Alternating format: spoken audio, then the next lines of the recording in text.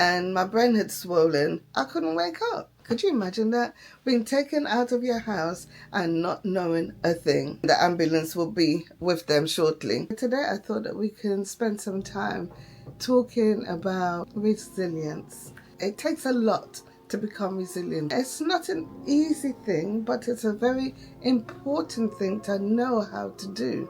And I suppose making this video really is part of becoming resilient for me. You know, there was a time when I was about 55 or so, something catastrophic happened to me. I don't usually talk about this, but I feel like if it will make somebody feel better about themselves or what they're going through, then I think it's a good thing to push yourself out of your comfort zone, and that's what I'm trying to do. I'm trying to push myself out of my comfort zone so I can offer or deliver help to someone who may need it. Anyway, I was in my 50s. I caught a cold, just a normal run-of-the-mill cold. It was nothing to write home about. So I got up the morning, and my children were saying to me that, don't forget we're watching the film later, blah, blah, blah. So I said, okay. I said, let me go and tidy up in the kitchen, and then I'll be back to watch a film a little later on. Once I'm tidying, I tend to do a really deep clean. I was taking out all the glasses, all the cups out of the cupboards. I was climbing up on stools to reach the top cupboards. I was doing the most. But anyway, so when I finished all that now, I said to my children, I'm going to give me an hour or so. I'm going to go to sleep, and then I'm going to come back and watch a film with you lot.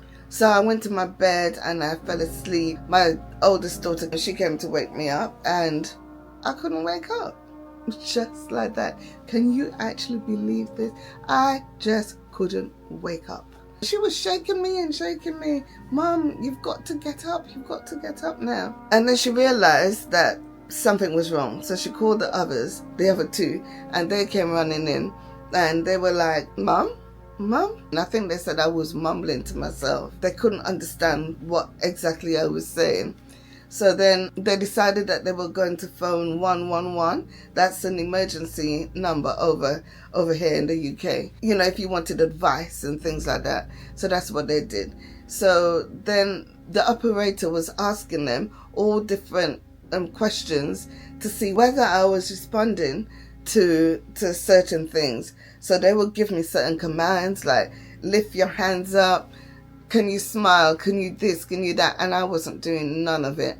So then the man said to them that he'll organize whatever is necessary, and the ambulance will be with them shortly. The men came very quickly, my children was telling me, and they carted me out of my house. And I did not know a thing. Could you imagine that? Being taken out of your house and not knowing a thing. My daughter was telling me that they had the lights flashing, their sirens was blasting and whatever, and I didn't hear a thing, obviously. And when they got to the hospital, they told my children to wait in the waiting area and whatever, but then my daughter, they wasn't saying anything. They wasn't coming out to speak to my children or anything. So eventually my daughter kind of pushed her way into the room. And she said what she saw was and one of the doctors was on top of me, trying to push the cable down my throat. And obviously I don't think she was supposed to see that. So then they were like, no, get out of here. I suppose they didn't want to cause them any more distress than necessary, you know. So obviously they didn't want them to see all that going around, because my daughter said it was a bit like watching TV, you know, where you have all these doctors and nurses running around and doing this and doing that. And so they pushed her, more or less, shoved her out of the room. My children and the doctors explained to me that afterwards, that I had to be put into an induced coma because they didn't know what was happening at the time. So they had to put me to sleep, basically. Yeah, so they explained to me that the cold that I had now turned into a raging fever. And they didn't know why, and you know, it was escalating very quickly. So hence the reason they had to put me in a coma. Yeah, so I was put into this coma, and and they told me that they didn't. Well, my children told me afterwards that my brain had swollen. That's why when I was trying to talk to them, my words was just being jumbled up. Even talking about it now it's making me feel a bit away. It's just a weird feeling knowing that all that was happening, or all that could happen to a person, and they don't actually know what's going on. I wasn't none the wiser. I had no feelings towards it. I wasn't in pain. I wasn't not in pain, as far as I know. I was just there and did not know anymore that I was there. So I laid there, slipping in and out of consciousness. I was just so completely helpless. And I just lay there really and truly just battling for my life. I was battling to hold on to the little piece of life that I had. So now and again I would hear, like, the nurses would come by, or the doctors, and I would just hear them saying, "It's okay, you are in hospital, but you're going to be fine, it's okay." Like that, I would just hear them saying that, and with that I just would be knocked out again completely. And it's like I can't remember hearing anything else apart from that. And another thing is, whilst I was under, there was loads of songs and singing. There was some, what's that song called? Do You Know Your Way to San Jose? I'm going back to dun dun dun dun dun. I can't even. It's funny because in reality I can't even sing the song properly, but when I was under, that song was playing and playing and playing and replaying in my head. That's the only consciousness I have. That's the only conscious thing that I could remember. There was no real thought of anything, only these sounds. It's a little bit confusing to try and explain what happened. But anyway, my children, Shelley and Kelly, they came every day to see me without fail, just to keep my company, while I was internally doing battle with death to hold on to my life. They took it in turns to talk to me about experiences that we had. They even read to me from different books, but one in particular was called You Can Heal Your Life, and that was by Louise Hayes. And that is a book that I used to read to them quite often when they were younger. And imagine, it's the book now that they chose to read to me to try and coax me out of my unresponsive situation. It just feels all weird. It really does feel all weird.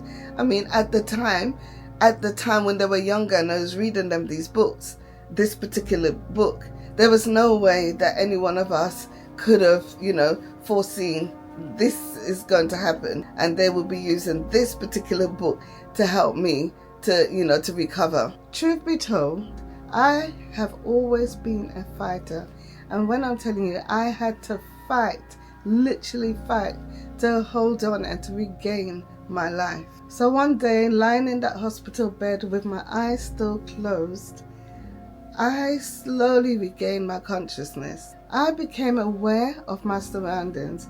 I can actually hear my children laughing and chatting. You know what? If there's one single thing that we do really well as a family, that is the laugh. And this instance was no different. So hearing the familiar sound of their laughter, it acted like a surge of energy running through my body. It was like it was reaching out to me, offering me a new lease of life. It was actually infusing my body with the strength and energy that it so desperately needed. I remember how great it felt to hear their voice again. It was such a great welcome back into reality. So what I know is that finding strength in life's struggle is never ever easy. That cold that I caught in my 50s nearly wiped me out. I am telling you, it nearly completely wiped me out. It actually led me to wake up in a hospital bed 4 weeks later. I remember, when they brought me eventually back to the ward with the other people, I remember them showing me, this is the bell, You have to ring if you need someone to help you with anything, especially if you want to go to use the loo. And they explained different things to me. And there was I lying in my bed. It was late in the night. The lights had gone off, and you know, that dim light that they leave on, and the place was very quiet. So there's me thinking, oh my God, I need to go to the loo. I need to use the toilet. And I also didn't realize actually that I had, is that catheter fitted? I didn't even realize that. That's how out of it I was.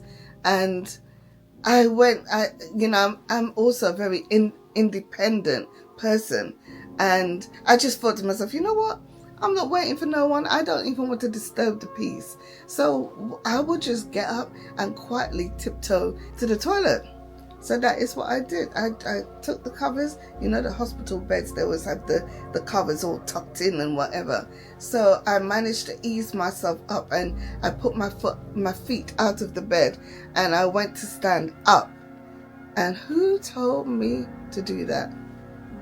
My legs was not supporting me anymore. It's like my legs did not recognize who I was. As my feet touched the ground, I just toppled over. Another thing that was happening at the same time, everything was going round and round. When I looked up at the ceiling before I got out of the bed, the ceiling was spinning, and I had to lie in a particular way or turn in a particular way to stop that from happening. So now here am I trying to walk, and so everything just came at me at one time. So I fell down with the fact that my legs didn't know what it was doing anymore, and I was dizzy also. So as I fell, I didn't even realize that I had a drip in my arms.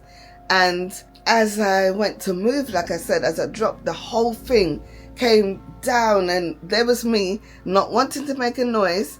I wanted to be so quiet, and I thought I could just tiptoe to the toilet.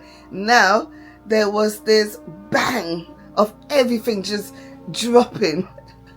I just sat there on the floor in the midst of it, and I'm just looking around like, what the freak has just happened? I couldn't even believe it for myself.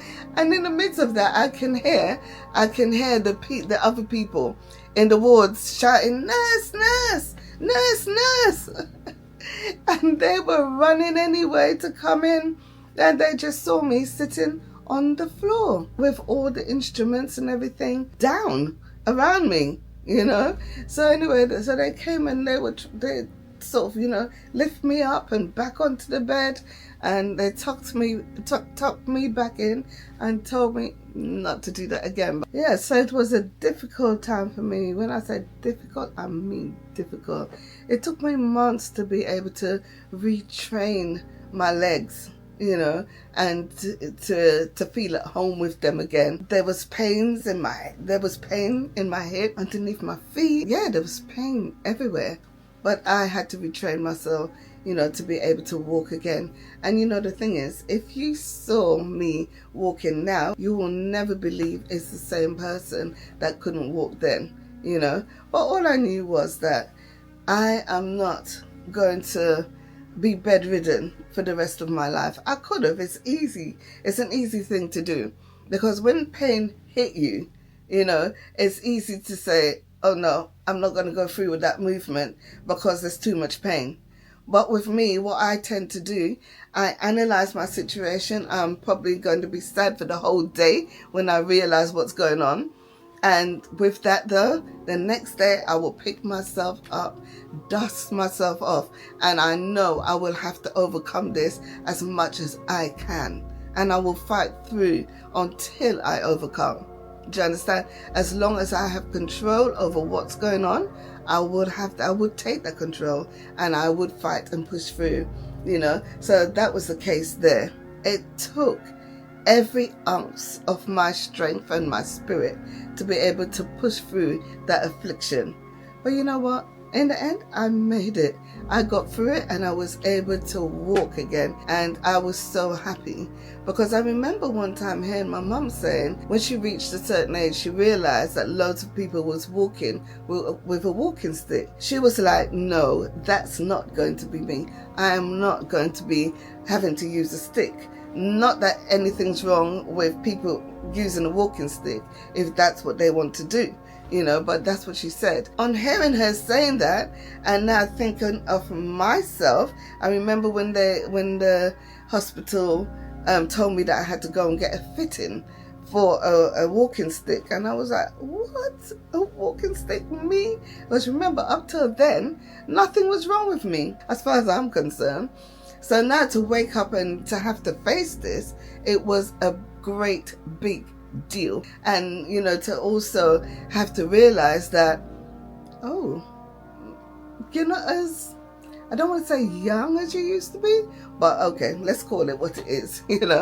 I had to face that, and on facing it, I was able to go forward and fight it.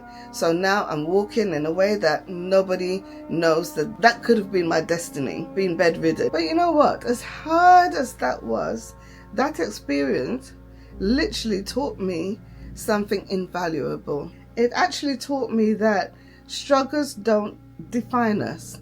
It's rather how we respond to them. That's what defines us. It's good to be able to take a step backwards, to breathe.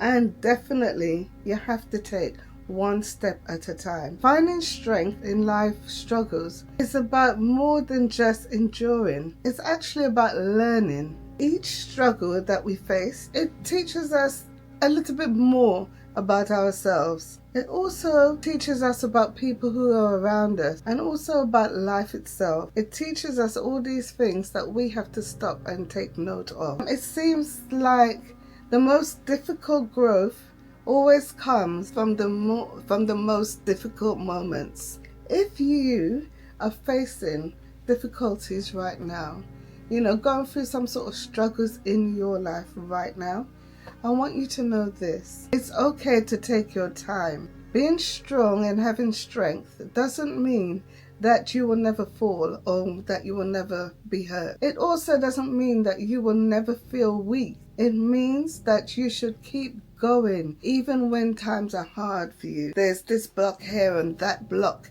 in front of you, and it seems like you can't get through it. Keep going. Keep on pushing. You've got to. Nelson Mandela once said that the greatest glory in living lies not in never falling, but in rising every time we fall. So how do we find strength when life seems to be overpowering us? Well, here are some things that helped me. With me, I tend to focus on what's out of my hand, what's out of my control. I put lots of energy on that, which obviously is not good.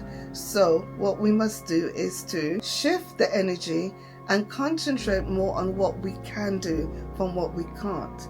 You have to concentrate on what you can do, be it little, small, great, whatever. Shift your energy to what you can do. Also, you have to identify what your support system is, be it family, friends, or community like this one. And I have to keep it in my mind all the time that I am not alone. There are other people like me, sometimes you look out there and everybody seems to be getting on, living life like nothing bothers them, nothing touched them, not sickness, broken relationship. No, but all of us are suffering from something in some way, and that's what we've got to remember. I also practice having gratitude. Even in our darkest times, there's always something that we can show or have gratitude for. Focusing on positive things helped me to be able to shift my perspective instead of staying there and thinking about all manners of things that could go wrong and that is bad. No, you have to shift your energy to something positive. I have also learned to be kind and patient to myself because I realize that is very important. If I'm not kind and patient to myself, how can I be of use to anybody else? So I think that's a very important lesson, to learn to be kind to yourself first and foremost. You have to remember that each step you take, no matter how small, no matter how large, no matter how great, it's a step forward in the right direction. You must trust in your ability to overcome, when things go astray a little bit. Always remember that you are stronger than you think you are. That's the truth. Honest truth. You know what? Thank you for being here and taking the time to listen. If my video resonates with you, I'd like you to leave me your thoughts on the topic. How did you overcome anything in your life? Struggles, whatever came up in your life. Leave me a note in the comment, and let's create a space here so that we can talk and, you know, help each other through whatever we're going through. And don't forget also to like and comment and subscribe. Until then, take care.